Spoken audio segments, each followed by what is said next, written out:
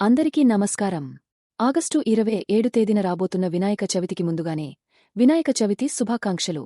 ఈ రోజు గణనాథుడైన శ్రీ గణపతికి పూజలు చేస్తే విఘ్నాలు తొలగి సకల శుభాలు కలుగుతాయని శాస్త్రాలు చెబుతున్నాయి.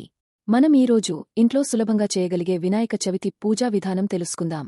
కావలసిన సామగ్రి: మట్టి గణపతి విగ్రహం, పసుపు, కుంకుమ, అక్షతలు, పుష్పాలు, దూర్వ, జిల్లేడు గడ్డి, కొబ్బరి, పండ్లు, బెల్లం, మొక్కజొన్న కాయలు, పాయసం లేదా స్వీట్లు, కొత్తబట్ట, గంధం, దీపం, ధూపం, కర్పూరం, నైవేద్యంగా మొదకాలు, ఉండ్రాళ్ళు తప్పనిసరి.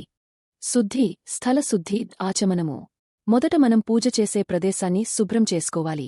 ఒక చిన్న పల్లెతో శుభ్రం చేసి రంగవల్లి వేయాలి.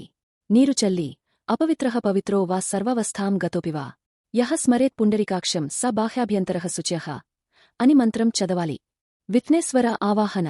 ఇప్పుడు గణపతి విగ్రహాన్ని ప్రతిష్ఠించాలి.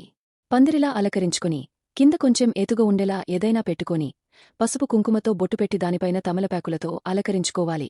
దానిమీద విగ్రహాన్ని పెట్టాలి. గణపతయే నమః అని పలుకుతూ విగ్రహానికి పసుపు, కుంకుమతో శుభ్రంగా అలంకరించాలి. తర్వాత పుష్పాలు, దూర్వలు సమర్పించాలి. సంకల్పం. ఇప్పుడు పూజకు సంకల్పం చెయ్యాలి. మన పేరు, గోత్రం, తిథి, సంవత్సరం చెప్పి ఈ పూజను కుటుంబ శ్రేయస్సు కోసం చేస్తున్నానని ప్రార్థించాలి. గణపతి ధ్యానం, అర్చన. ధ్యానం చేస్తూ ఇలా పయించాలి: వక్రతుండ మహాకాయ సూర్యకోటి సమప్రభ నిర్విష్ణం కురుమే దేవ సర్వకార్యేషు సర్వదా. తర్వాత అష్టోత్తర శతనామావళి లేదా ఓం గం గణపతయే నమః మంత్రాన్ని 21 సార్లు జపించి పుష్పాలు, అక్షతలు సమర్పించాలి. పంచామృతాభిషేకం. పాలు, పెరుగు, తేనె, గంధం, నీరు ఈ 5టితో గణపతికి స్నానం చేయించాలి. ఇది శక్తి ప్రకారం చేయవచ్చు. లేనిపక్షంలో కేవలం నీటి అభిషేకమే సరిపోతుంది. అభిషేకం తరువాత విగ్రహాన్ని తుడిచి కొత్త బట్ట కప్పాలి. నైవేద్యం. ఇప్పుడు స్వామికి నైవేద్యం సమర్పించాలి. గణపతికి మొదకమంటే చాలా ఇష్టం.